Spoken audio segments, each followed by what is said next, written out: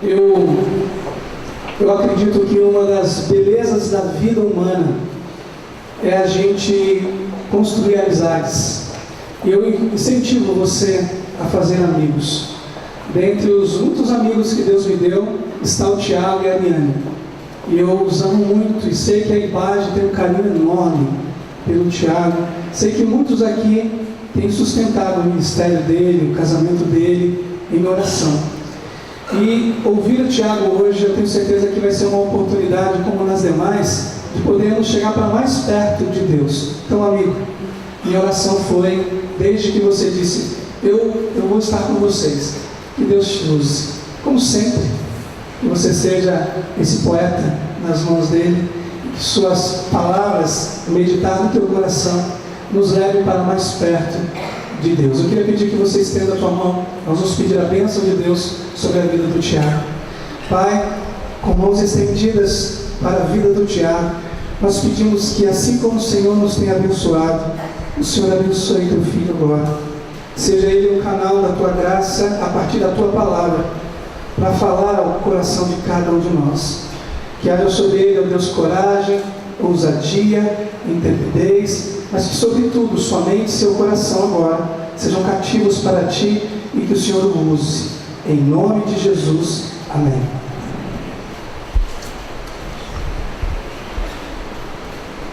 Amém. Que privilégio voltar a esse lugar tão querido, que privilégio a vocês mais uma vez me receberem com tanto carinho e perceberem que eu emagreci. Amém, queridos? Amém? Ninguém disse amém. Quero apresentar mais uma vez, para quem não conhece, ela já esteve aqui, mas eu quero de maneira formal dizer que a minha esposa está comigo hoje. Fica em pé de novo, olha para trás, dá aquele sorriso bonito. Ela está com a jaqueta nova de 12 anos atrás, linda. Ela falou hoje, nossa, de manhã nós estávamos lá, ela usou essa jaqueta e o pessoal começou a elogiar. Ela falou, essa jaqueta faz 12 anos e ainda é atual. Mano, fez uma boa escolha. Vai ser difícil porque hoje eu vou pregar sem ninguém tocando. Não, olha lá, irmão, é com você, irmão, vai lá. Tem uma indireta dessa, você não entendeu ainda? Quando eu e a Ariane combinamos de vir aqui para se encontrar com o pastor e a sua família, ter um tempo de comunhão, trocar figurinha, compartilhar com ele como tem sido a nossa vida de casados, chegando já nos 6 meses, e ele me deu esse privilégio de também compartilhar com vocês um texto bíblico. Eu fiquei muito feliz. Eu amo pregar em qualquer lugar, eu amo pregar em qualquer circunstância, cantar, ministrar, conversar. Deus tem me dado essa graça de ter alegria em fazer isso. Não é um peso nunca, é um privilégio. Mas fazer isso na casa dos amigos, no lugar, claro, casa de Deus, né? Se alguém me corrige, mas no lugar onde os nossos amigos servem, onde os nossos amigos abençoam. E ainda mais o pastor Marcos Davi, que é unanimidade lá em casa, com os meus amigos, alguém que a gente ama tanto, pregou no nosso casamento, nos aconselhou muitas vezes. Então, uma honra. E sempre que eu prego, meus irmãos, eu não tenho no meu coração nenhuma dificuldade de dizer isso para você. Eu não olho para a Bíblia procurando coisas incríveis, eu não procuro na Bíblia coisas que ninguém falou, eu não olho para a Bíblia como uma dissecação de um assunto acadêmico. Eu olho para a Bíblia como um lugar onde a voz de Deus está, a voz que eu amo tanto ouvir, a voz que já fez tanto pela minha vida e por outros. E quando eu prego, eu tento apenas compartilhar algo que falou no meu coração. Isso pode ser muito egoísta, mas é assim que eu vivo. Quando me convidam para pregar, é só isso que eu sei fazer. Ontem eu estava numa igreja bacana, bastante gente, uma igreja de uma teologia reformada e tal. Foi muito engraçado. Está gravando isso? Vai passar na internet? É só entre nós aqui? Promete? Não libere isso aí não, irmão. Eu vou te perseguir, hein? E foi muito engraçado a maneira que o pastor me recebeu. Ele não me conhecia, me convidaram para cantar e disseram que era para eu pregar também. Ele é um pastor catedrático, estudioso, bacana demais, mas ele ficou assustado comigo. Ele vai pregar. E ele começou a me dar conselhos. Ó, a igreja aqui é assim, essa. E eu fico muito feliz quando as pessoas fazem isso, porque é zelo com o púlpito, é bacana. Mas eu não disse para ele nada do que eu não diria aqui. Eu prego só quando me dão oportunidade, nunca pedi, nunca, em toda a minha vida. E quando prego, compartilho aquilo que está na minha alma, só isso. E esses dias eu me reencontrei com um texto daqueles que nós ouvimos desde quando somos crianças na escola bíblica dominical. Um texto que fala de uma multiplicação. Eu já preguei esse texto aqui numa quarta-feira, mas ele veio diferente na minha alma, e eu queria que você lesse comigo. Está em Marcos, capítulo 6, verso 30. Jefferson, obrigado pela ajuda, viu, Jefferson? Marcos 6, 30.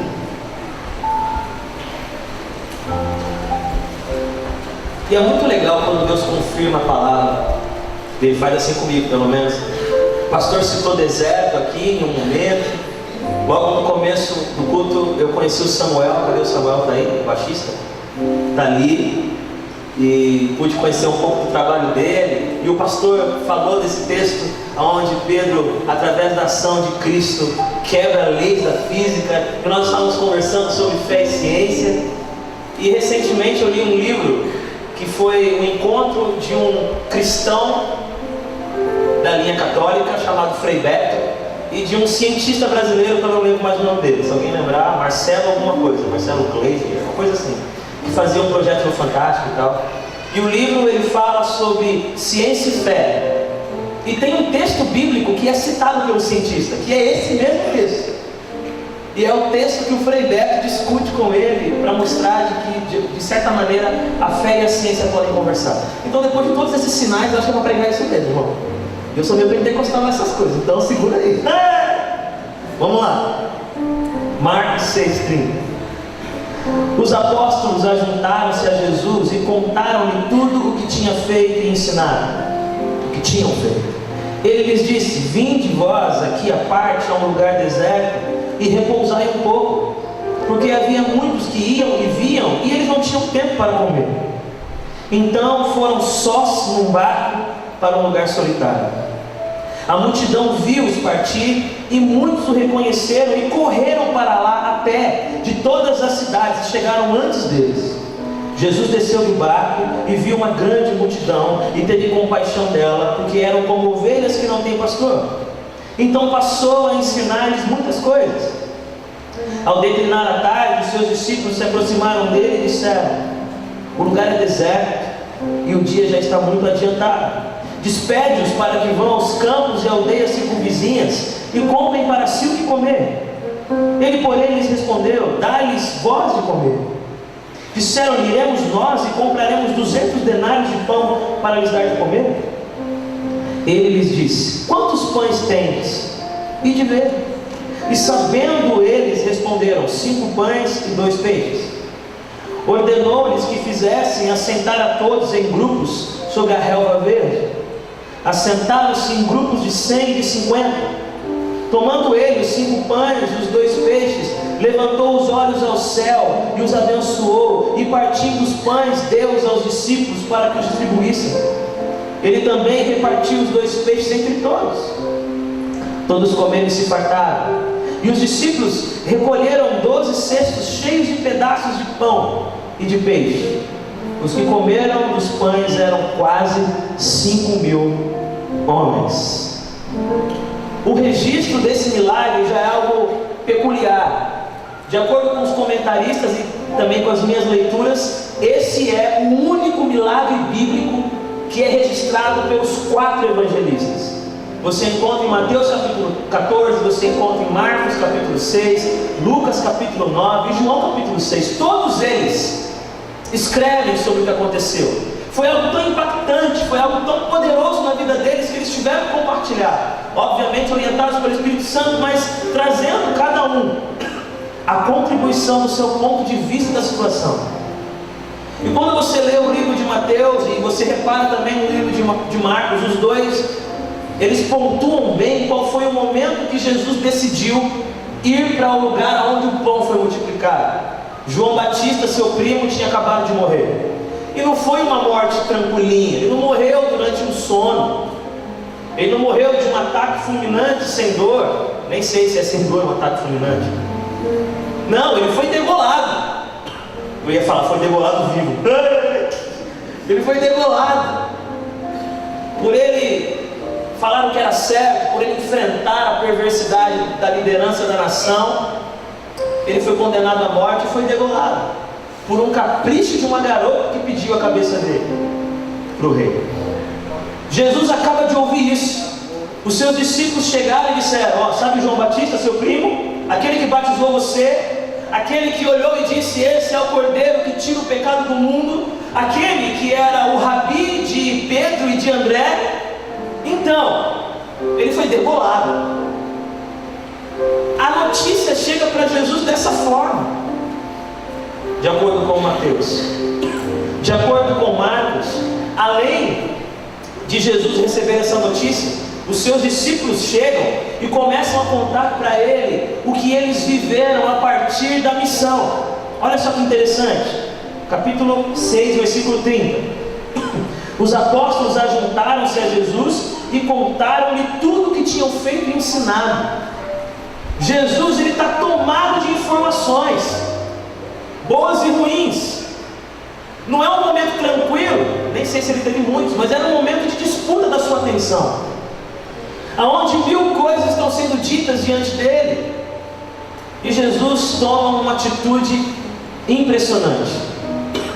Ele olha para aqueles discípulos, ele olha para a multidão que está ao seu redor, e ele diz a seguinte coisa: vinde vós aqui à parte, a um lugar deserto, e repousai um pouco, porque havia muitos que iam e vinham, e eles não tinham tempo para comer. Então foram sozinhos em um barco para um lugar solitário. Jesus olha para os seus discípulos e fala: para tudo, para tudo. Tem algumas palavras que nos levam para o deserto. Para tudo. Tem algumas notícias que nos levam para o deserto. Para tudo. Entre no barco. É alguma missão missionária? Não, não, entre no barco. É para fazer evangelismo? Não, não, só entra no barco. Eu quero que vocês descansem um pouco. Eu quero que vocês durmam. Eu quero que vocês comam alguma coisa. Porque a vida está batendo na gente. Se a gente não separar um tempo para refletir no que está acontecendo, a gente vai perder o rumo. Vamos para um lugar tranquilo. Vamos para o deserto. Porque algumas palavras nos levam para lá. E a minha mensagem de hoje é: o que Jesus espera dos seus discípulos quando a vida nos traz notícias que nos levam para o deserto? E deserto aqui não significa apenas sofrimento, significa necessidade de parar, de se recolher, de parar de ouvir, de desligar os barulhos, os ruídos, de escutar a si mesmo, de ouvir a própria alma reclamar ou chorar. Quando você desliga o celular, quando você desativa o Facebook, quando você vai para aquela casa que ninguém tem endereço, a não ser sua família. Era um momento assim. Jesus olha para eles e diz: eu preciso que vocês entendam que vocês não são máquinas, vocês são pessoas, e eu quero cuidar de vocês. Saiam daqui, porque não adianta curar todo mundo e ficar doente, porque não adianta ter tempo para todo mundo e não ter para si mesmo. Vem todo mundo para o bar. Foi uma surpresa para os discípulos, porque Jesus era trabalho atrás de trabalho, ele não parava, por amor. E de repente os discípulos se veem num convite para simplesmente saírem daquele lugar, para serem cuidados. A primeira coisa que eu aprendo, que Jesus espera de nós, é: reconheça o tempo de ser cuidado. O texto de Marcos diz que eles entraram no barco sozinhos, indo para um lugar solitário. Discípulo precisa de tratamento. Discípulo precisa de fôlego. Discípulo precisa de paz. Deus muitas vezes tem tentado chamar a sua atenção, porque o tanque está esgotando, já não tem mais combustível. E não se trata de parar de fazer aquilo que Deus quer que você faça. Não, se trata de se recuperar para continuar fazendo. Porque tem gente que não para um pouco, depois para para sempre. Quem não para um pouco, para sempre. Quem não consegue articular, a hora de se recompor, o seu próprio corpo faz isso com você. Os discípulos estão no barco, felizes. Olha como ele gosta da gente. Olha o que ele espera de nós. Ele espera de nós que às vezes a multidão fica lá e a gente aqui. Ele espera de nós que nós tenhamos bom senso e sensibilidade para dar um stop. E eles entraram no barco e foram. Mas aí algo muito inusitado aconteceu. Inusitado! Eles estão no barco, estão sobre as águas, mas aquela multidão reconheceu que aquele era um homem diferente. Reconheceu que ele poderia curar, que ele poderia fazer milagres necessários. Eles tiveram uma ideia. Enquanto o barco está na água, eles começam a correr pelas margens. Jesus sobre as águas com seus discípulos e eles correndo do lado da praia, um incentivando o outro, vamos correr. E meu irmão, não eram 2 nem 10, era no mínimo 7.000. Porque se havia 5.000 homens fora mulheres e crianças, agora imagina, eles no barco, no mínimo 7.000 pessoas correndo da beira da praia. E pasmem, eles chegaram primeiro que o barco. Alguns comentaristas dizem que talvez um vento contrário impediu a velocidade, mas há um fato aí. Eles precisavam tanto de Jesus que eles correram mais que o barco. Foram mais rápidos do que o veículo à disposição de Jesus. Tamanho era o desespero e o clamor dos seus corações, que eles conseguiram investir um tempo na busca de Jesus ao ponto de chegar primeiro que ele. E lembrem-se, havia muitos doentes na multidão. Então assim, eles correram carregando o pessoal que não conseguia andar e chegaram primeiro. Aí vem a segunda coisa que Jesus espera de um discípulo. Sim, Ele quer restaurar você e a mim. Sim, Ele sabe que você tem que reorganizar a sua vida. Pega a sua agenda. Ele sabe que você precisa estar pronto para a sua família. Tudo isso é verdade. Ele colocou você no barco, está conversando com você. É tempo de refrigério. Mas quando Jesus desce do barco, Ele não prepara comida para os discípulos. Quando Ele desce do barco, Ele não arma uma tenda para eles dormirem. Mas não era esse o plano. Comer e dormir. Oh, glória a Deus, que bênção. Eu sinto meu coração ardendo para essas coisas.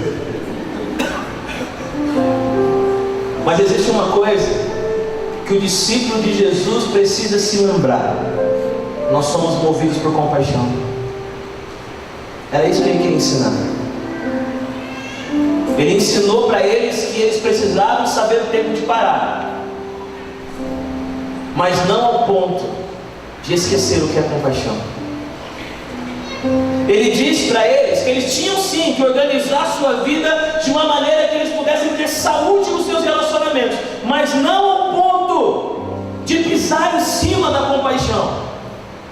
Ele estava ensinando para nós, igreja de Jesus, nesse século, nessa sociedade frenética, que você tem direito sim, de marcar aquela viagem, mas não ao ponto da sua viagem ser mais importante do que a compaixão.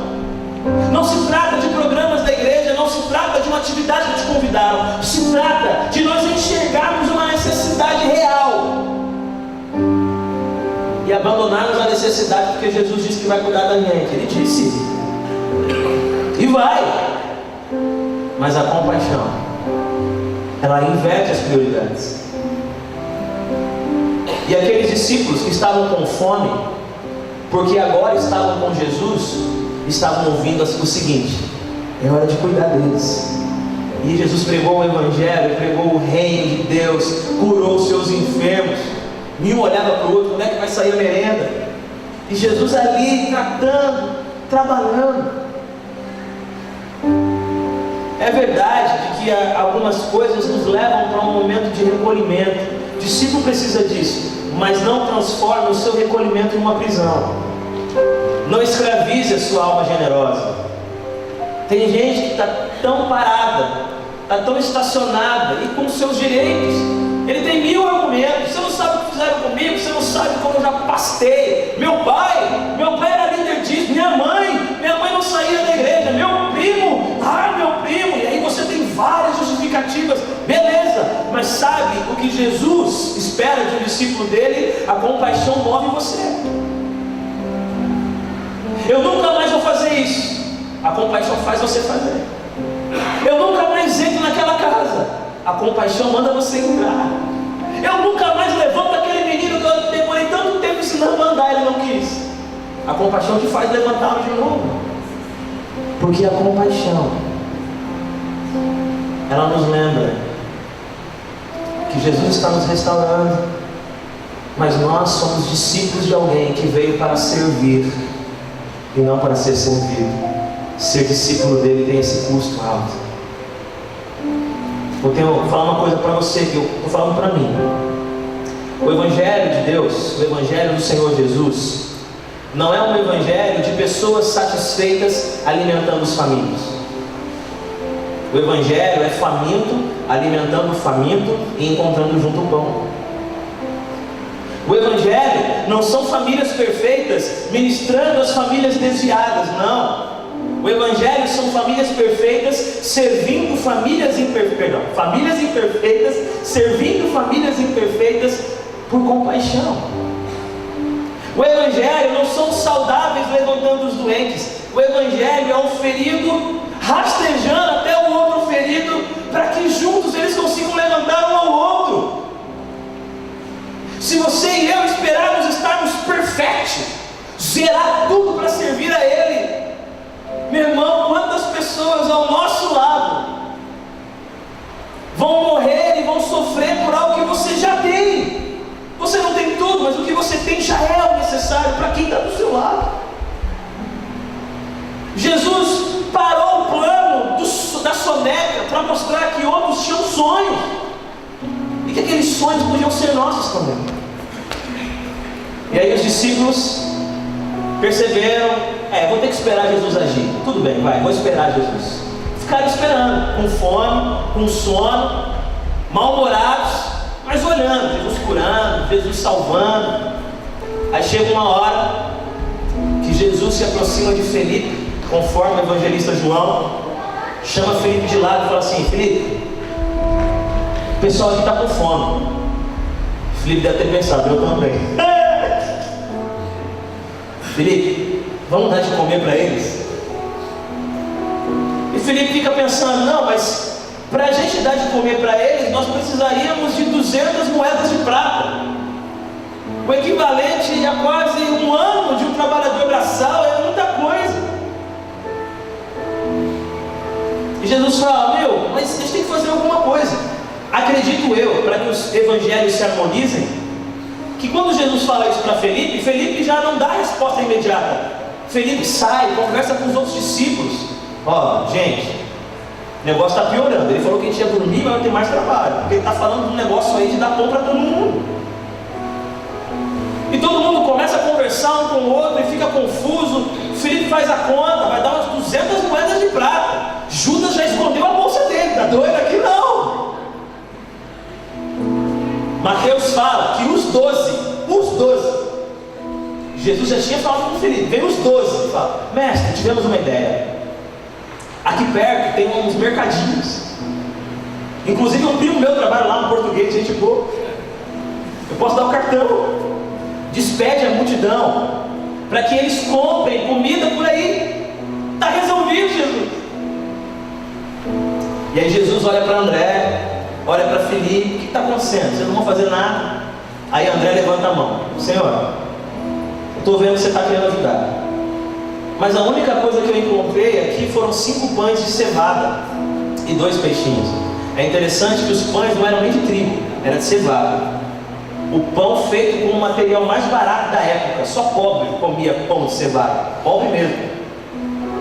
O pão de cevada não era grande não, era um pãozinho pequeno. Alguns comentaristas dizem que uma pessoa normal comeria 8 deles numa refeição, ou seja, eu comeria 15.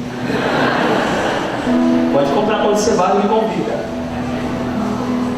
E aí André chega e fala: quando o Felipe, eu estou viajando, mas faz sentido, quando o Felipe comentou com a gente que você queria dar pão para todo mundo, eu já fiz a minha lição de casa. Eu fui para o meio da multidão e só encontrei isso. A nossa ideia de mandar o povo comprar em outro lugar é melhor, Senhor. A nossa ideia é mais prática, ninguém sofre. A nossa ideia, ela é mais ponderada. Aí Jesus olha e fala: traz para mim esse pão e esse peixe aí. E você já sabe a história, ele parte o pão e o peixe, e aquele pão e aquele peixe é multiplicado, e todo mundo começa a comer. Mas antes deles comerem, existe uma coisa que Jesus mandou eles fazerem, que é o que o Pai espera dos seus discípulos. Ele disse assim: vai lá e manda eles sentarem de 50 e 100. Grupo de 50, grupo de 100. Sabe qual é a expectativa de Jesus em relação aos seus discípulos? Transforme a multidão numa família. Transforme a multidão numa comunidade. Antes de olharem o pão, eu quero que eles olhem uns para os outros. Antes de receber o pão, eu quero que eles tenham comunhão. Discípulo de Jesus é aquele que no meio do deserto, onde todo mundo corre para salvar a si mesmo, aonde nós queremos pão e escondemos para não faltar para a gente. Esse discípulo de Jesus, ele fala: não, gente, não se desesperem. Eu sei que a época está turbulenta, mas não se tranque na sua casa esperando a vida passar. Vamos nos reunir. Discípulo de Jesus, ele fala: antes de dividirmos o pão, vamos dividir a grama. Senta comigo, vamos conversar.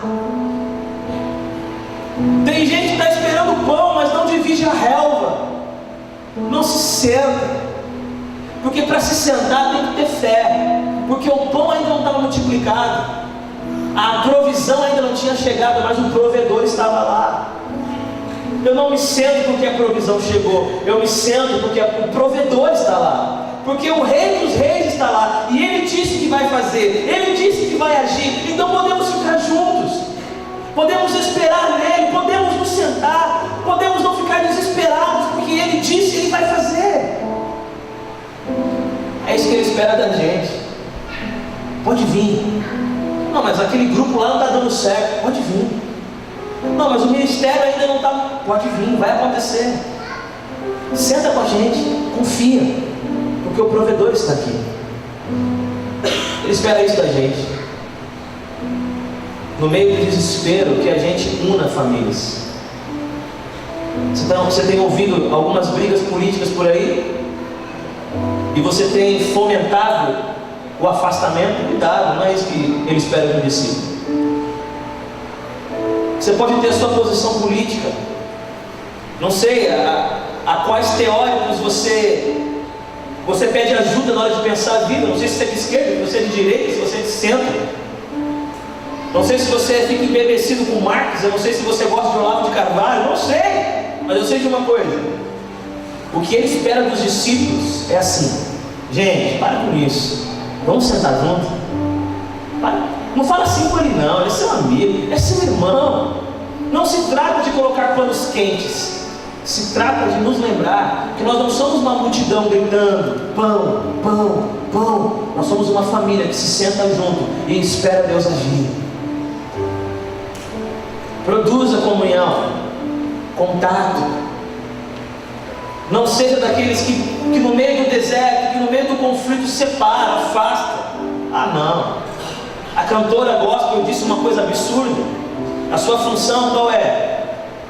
Pode criticar com propriedade, pode não concordar, mas meu irmão, não deixa isso afastar aqueles que estão esperando o mesmo pão. Não deixa. Facção não faz parte da expectativa do discipulador aos seus discípulos. Não faz. E eu termino minha palavra dizendo que algumas palavras e notícias nos levam para um tempo de deserto. E isso faz parte da vida do discípulo, porque foi Jesus que chamou eles para lá. Não foram eles que naquele momento pediram: oh, dá para dar uma pausa. Não, foi o Senhor que os movimentou para isso. Foi Ele que os colocou num barco tranquilo. Foi Ele que disse: vocês estão totalmente liberados de qualquer função imediata. Saiam daí, entrem aqui e descansem. Falem da vida. Pedro, como é que você está? João, conta uma piada, mas não pode ser suja. Filipe, como é que está sua família? E no barco, o que importa agora é a alma da gente. O que importa agora é quem somos, não o que fazemos. Porque não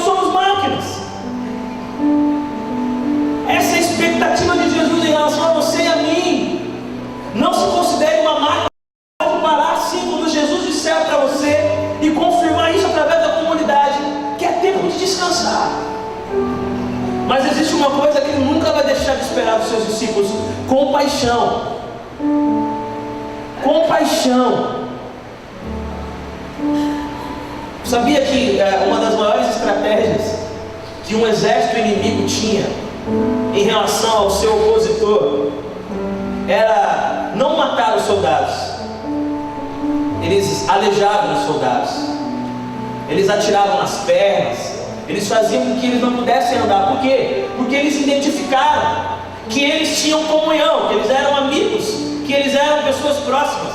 E toda vez que ele acertava um soldado na perna, ele tirava pelo menos 3 da batalha, porque eles ficavam ali, eles paravam de marchar para proteger aquele soldado, carregavam aquele soldado. E muitas vezes essa estratégia dava certo. Meu, não mata não, aleja. Porque se você matar, eles deixam ele e continuam. Mas se você alejar, pelo menos uns 2 vão sair da linha de batalha para proteger ele. Pode ser que nas estratégias militares, realmente um exército que faz isso perde. Mas no reino de Deus, um exército que faz isso ganha. Por isso que Satanás ele veio para matar, roubar e destruir. Ele quer matar logo. Porque se nós formos um exército que abraça quem está ferido e que não desiste dele, é assim que a gente vence a batalha, cuidando uns dos outros. O discípulo de Jesus pode ter fome, mas ele tem que alimentar. Jesus não pediu nada para a multidão, ele pediu para os discípulos, porque a multidão não entende. Mas quem anda com Jesus entende. Eu estou com fome, mas eu me alimento. Eu estou cansado, mas eu oro sim. Porque a compaixão me move. Não é uma programação da igreja, é vida. Ele espera isso de você. Ele espera que você se movimente por compaixão, mesmo esgotado. Não foi à toa. Poucas pessoas pregam sobre isso. Eu queria tanto ouvir mais sobre isso. Não é à toa que Jesus caiu enquanto carregava a cruz, e foi necessário que um homem o ajudasse. Isso para mim é um bálsamo. Até Jesus precisou de ajuda para carregar a cruz dele. É Simão ou Simeão que ajudou ele? Sempre confundo. Alguém lembra se é Simão? Mas não fica palpitando, fala se souber de verdade. Alguém lembra se é Simão ou Simeão? Sirineu? Simão. Estava entendendo nada, estava indo no mercado, estava indo da avó. Quando viu, estava com a cruz de Jesus lá no ombro. Discípulo de Jesus, meu irmão, não para se a compaixão manda você andar. Quando eu estou cansado, a voz da religião não me tira do meu sofá. Quando eu estou esgotado, a voz da cobrança autoritária não move a minha mão. Quando eu não aguento mais nada, uma ordem arrogante, estou nem aí. Agora, quando a voz da compaixão me diz: dá mais um passo, eu tenho que dar. Quando a voz da compaixão diz assim: abre o olho, eu tenho que abrir. Liga o celular, eu tenho que ligar. Vai naquele hospital, eu tenho que ir. Porque somos movidos por compaixão. E tudo isso nos leva a produzir uma família que olha um para o outro. A comunhão vem antes do pão. A gente se senta e olha um para o outro. E por último, espero que eu não tenha passado muito do horário. Por último, o que mais me impressiona nessa história, eu escrevi isso e o pastor até compartilhou. Algo incrível. Antes de multiplicar o pão, Jesus o dividiu. Ele pegou os 5 pães e rasgou os 5.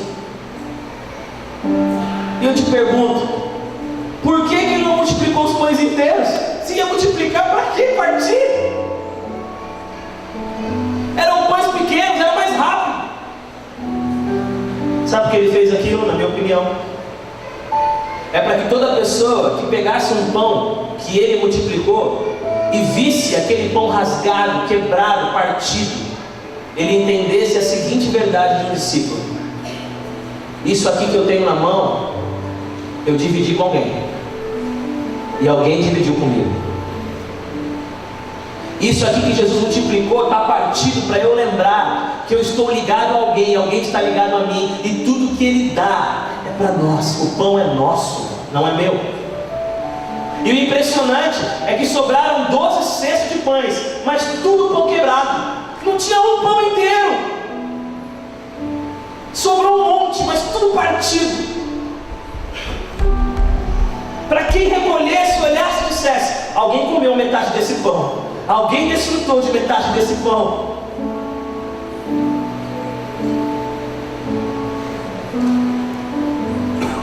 João disse que quem deu o pão foi um rapaz, e esse rapaz entregou o que ele tinha de coração.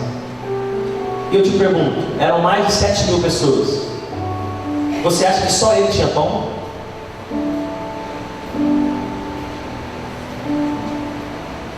A Bíblia não fala que só ele tinha pão. A Bíblia fala que André encontrou só esse pão com ele, que ele doou. Mas você realmente acha que no meio de no mínimo de 7.000 pessoas, só aquele menino tinha pão e peixe? Tinha muita gente com pão inteiro na mochila. Não tem nada mais frustrante para um discípulo do que entrar numa igreja como essa e sair com o seu pão inteiro. Porque pão inteiro, em terra que divide, vira bicho, igual maná, depois do tempo. O que Jesus espera de você é que a sua saúde seja dividida com outros, que o seu tempo seja dividido com outros, que os seus recursos sejam divididos com outros, que a sua alegria seja dividida com outros, que a sua mesa, pão inteiro na mochila de um discípulo, vira bicho. Que Jesus me ajude e ajude você a sermos movidos por compaixão, a produzirmos um ambiente familiar onde nós não somos uma multidão procurando milagre, nós somos o milagre de procurarmos uns aos outros. Não somos a multidão procurando milagre, nós somos o povo que milagrosamente procura uns aos outros, numa época onde ninguém quer ninguém. Nós somos o povo que se olha. Jesus disse: eu estou onde houver 2 ou 3, e a minha teoria é: Ele está onde há diálogo. Por isso são 2 ou 3, no mínimo. Ele está onde a gente se olha, Ele está onde a gente troca, onde a gente comunga. E quando tudo isso acontecer na nossa vida, eu creio que nós lembraremos que o corpo de Cristo foi partido. Ele mesmo disse: o meu corpo partido por vós. Quando nós olhamos para o corpo de Cristo, nós nos lembramos: eu estou ligado a alguém por causa do corpo de Cristo. Eu estou ligado a alguém. Feche seus olhos, que eu já demorei muito. Pai, muito obrigado por essa noite, obrigado por essas pessoas que estão aqui querendo viver a realidade de um discípulo do Senhor Jesus. Obrigado porque no deserto a gente lembra que temos que ser movidos por compaixão, que nós fizemos planejamentos, que nós fizemos planilhas, mas a lágrima de um pequenino deveria fazer te rasgar tudo isso e socorrer. Talvez tem gente aqui com planos muito bem definidos, produzidos com laboriosa competência, resultado de consultas com especialistas na área, mas isso tem embrutecido, enrijecido a alma, e eles já não escutam os clamores ao redor, porque isso vai atrapalhar os planos da viagem, do crescimento profissional, daquela amizade. Nos ajuda a sermos movidos por compaixão, porque quando a voz da compaixão fala, a gente tem que ir. Pai, produz um ambiente de família, aonde a gente olhe um para o outro, procure um ao outro, experimente a vida um do outro, e quando o pão vier, quando o provedor trouxer o pão, nós assentados, esperando com fé, experimentaremos o que é dar e receber uns dos outros. E o pão não será uma experiência egoísta, mas será uma experiência comunitária. Que em nome de Jesus, nós possamos olhar para a nossa vida e perceber que a marca da partilha está em tudo que temos. Tudo que temos está rasgado, tudo que temos está quebrado, tudo que temos está partido. Porque quando eu olho para aquilo, eu sei que mais alguém está usufruindo do que Deus me deu. E quando tudo isso acontecer, Pai, nos lembre que Jesus está na multidão e o pão não estava na mão de nenhum discípulo. Os discípulos só receberam o que precisavam quando pararam de teoria e entraram no meio da multidão. Traz para as nossas mãos, traz para o nosso controle abençoador todo o pão que está escondido no meio da multidão que nós temos medo de servir. Nos coloca no meio da batalha e mostra para nós que nós somos úteis no serviço do Senhor. Se tem alguém hoje aqui se sentindo assim, no meio da multidão, os discípulos estão olhando de longe, a fome está aumentando e ninguém fala de pão. Gente que está aqui, que vem nas celebrações das suas igrejas e não consegue se sentar com ninguém, nunca viu alguém olhando no seu olho. Gente que tenta pegar o pão, mas ninguém divide com ele. Se tem pessoas aqui assim, que Jesus de Nazaré, cheio de compaixão, mais uma vez, não vai embora do deserto, não sai de lá, enquanto não suprir a necessidade dessas pessoas. E Ele não vai sair, porque Ele é amor. Coloque em nós o desejo de caminharmos na direção do serviço. Perdoa os nossos pecados, as nossas falhas, os nossos erros. Enquanto você está orando, eu não posso ir embora sem te fazer um convite nessa noite. Um convite de amigo. Tira esse pão inteiro da mochila. Jesus é o pão da vida e Ele foi partido na cruz para que toda vez que você olhasse para Ele, você se lembre que Ele morreu por alguém mais além de você e de mim. E se essa palavra ela tem algum coração específico nessa noite, eu quero orar por você. Eu quero orar por você que entrou no barco, que está cansado, mas quando você chegou na margem, tem uma multidão chamando o seu mestre. E o seu mestre está chamando você. Quero orar por você que precisa de gente, mas parece que toda vez que você pede ajuda, alguém precisa da sua ajuda. Eu quero te lembrar que a compaixão é o que mais nos assemelha a Cristo. Você parece com Ele, e isso é um privilégio. Melhor é dar do que receber. Se alegre por isso. Ter um coração parecido com o de Jesus vale a pena. Quero orar por você que nesse momento de deserto, infelizmente não entendeu que Deus pode te usar para fazer as pessoas se sentarem sobre a grama, mesmo que a provisão não tenha chegado. Nos unir. Quero orar por você que deseja ter na sua casa aquilo que é partilhado, pão quebrado. Se tem alguém aqui nessa noite, enquanto as pessoas estão orando, se você quer que eu ore para a sua vida, aí no seu lugar, diga para Jesus: eu sou o seu discípulo, pode contar com a minha compaixão. Mas eu te digo, pode ser que você, ao sair de casa, ao entrar no seu ambiente de trabalho, ao ir para a faculdade, você se veja diante de situações que mudem os seus planos, porque a compaixão faz isso. Se tem alguém aqui nessa noite, fique em pé no seu lugar, que eu quero orar por você. Se essa palavra foi para a sua vida, fique em pé, nós oramos juntos. Tem alguém? Amém. Pode se levantar. Glória a Deus. Eu não vou demorar muito, porque eu já passei a orar. Mais alguém quer levantar nessa noite e dizer: compaixão, me mova. Eu não quero pão inteiro na minha casa, porque o corpo de Cristo me lembra que Ele morreu por mim e mais alguém. Glória a Deus. Glória a Deus.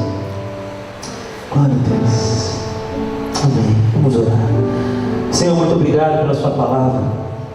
E a minha oração é muito simples e resumida.